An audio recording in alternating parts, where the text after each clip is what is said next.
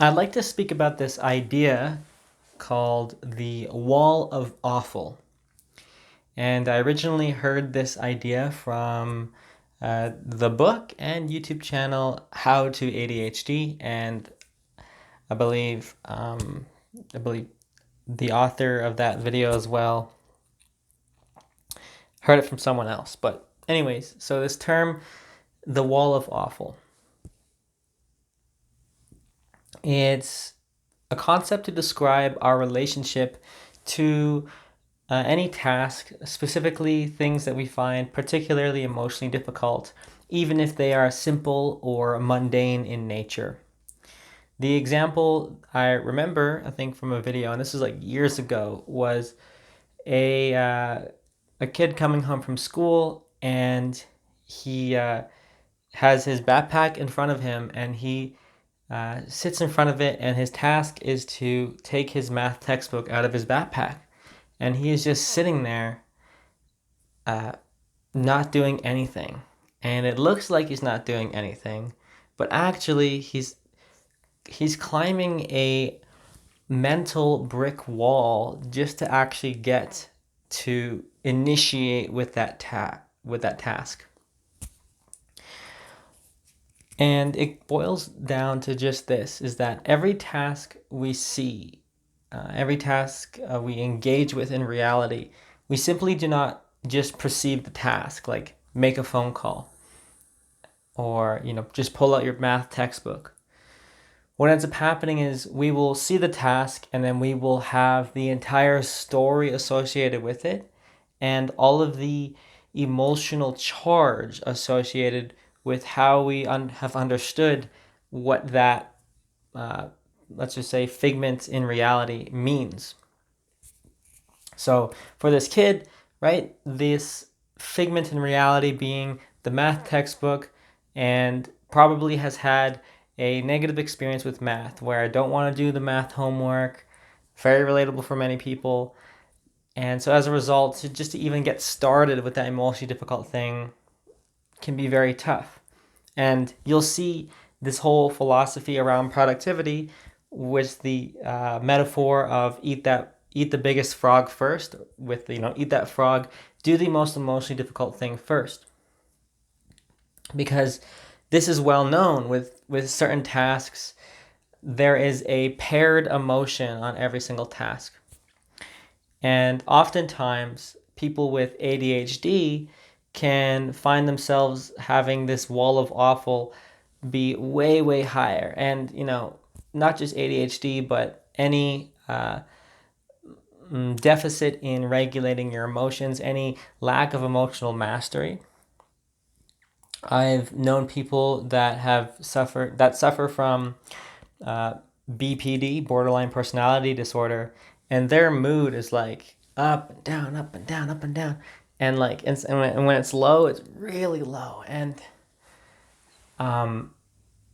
for them to then initiate in tasks, right, is incredibly difficult because the emotional coping is just not there. And just why as well, like when we're a child, it's harder to do those emotionally difficult things because we don't have the cognitive faculties to kind of override that emotional system. And people with ADHD, or let's just say any lack in prefrontal cortex development, so the rational part of your brain, they're going to have more of a challenge to deal with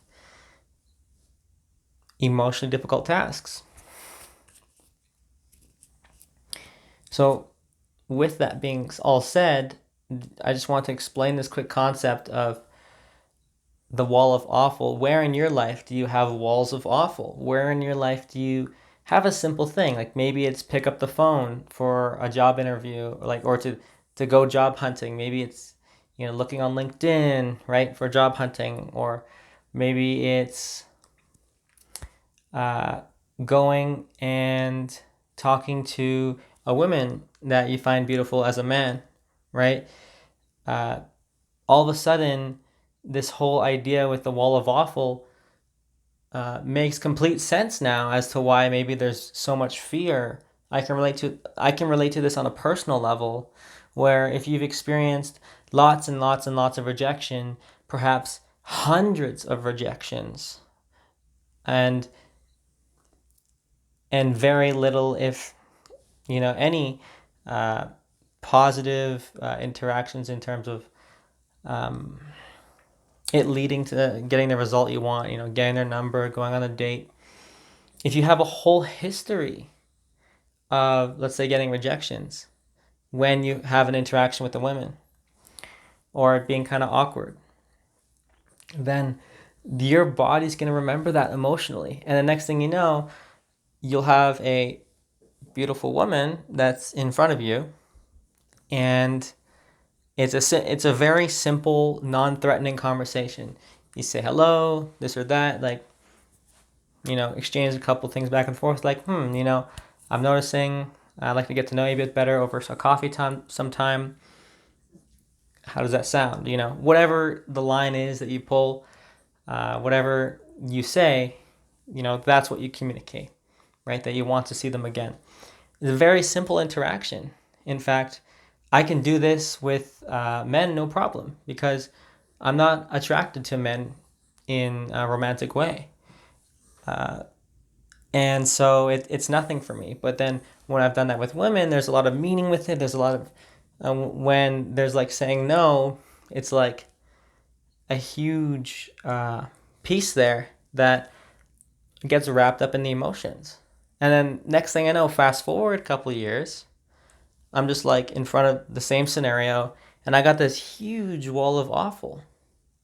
And it's like, it's just a simple conversation. It's just saying hello.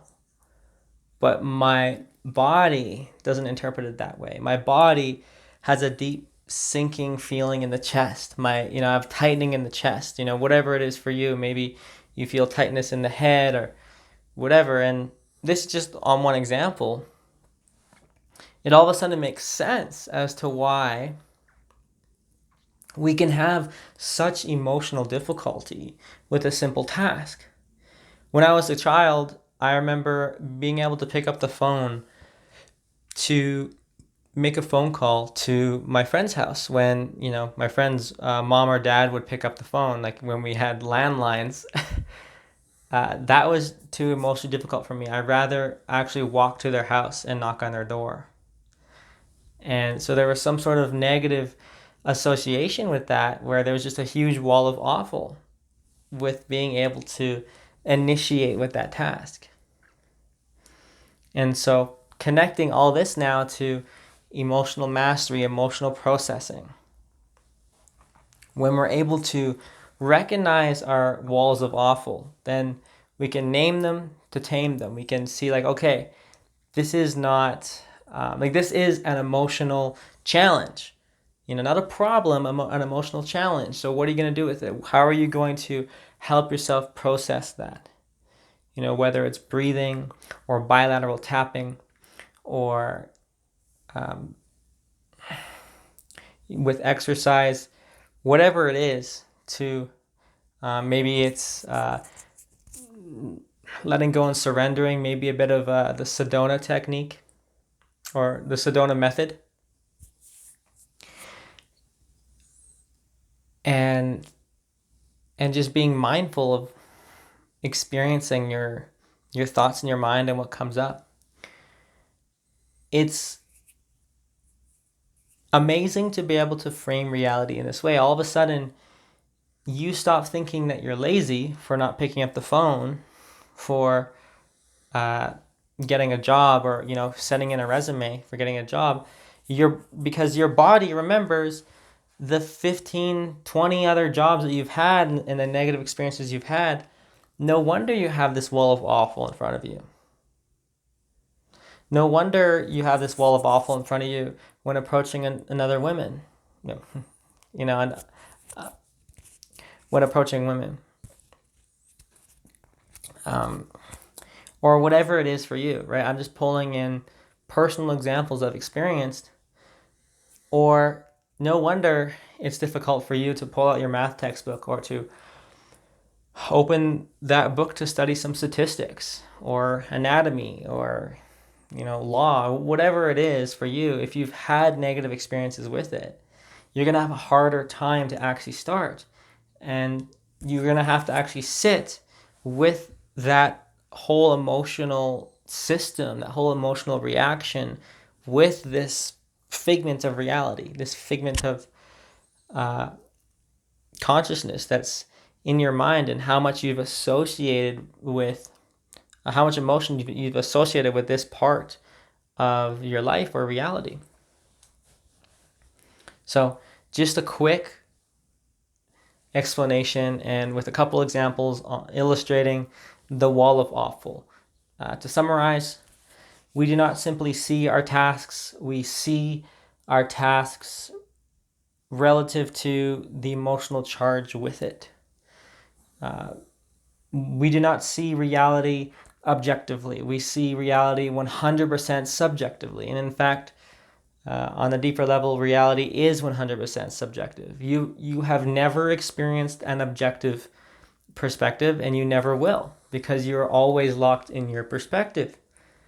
And with that is the wall of awful sometimes, where you will have a disproportionate charge towards something, and this especially, of course, goes with phobias too, right? People scared of elevators, where there is just some sort of emotional association from your body that you're picking up, that you're experiencing, preventing you from walking in the elevator, preventing you from talking to that new person, preventing you from submitting that resume or picking up that phone and making that phone call, preventing you from opening that textbook, getting that textbook out of your backpack. So notice the places in your life where you have walls of awful, and even consider having a friction journal or a wall of awful journal, or just a journal to notice the times that you want to do something, but you much more easily procrastinate on it. You have mental resistance towards it. Because then once you're aware, then you can pair it with things that you enjoy, whether it's getting someone to body double with you, getting someone to actually witness you and be present right beside you, or putting on some of your favorite music, or doing a couple deep breaths, or getting in some mindfulness techniques, whatever it is that works for you. Once you have the awareness, then you will have the power to actually shift it. So just one tool, and that's pretty much all I got to say about it. Thanks for watching, and I'll see you in another video around here. Take care.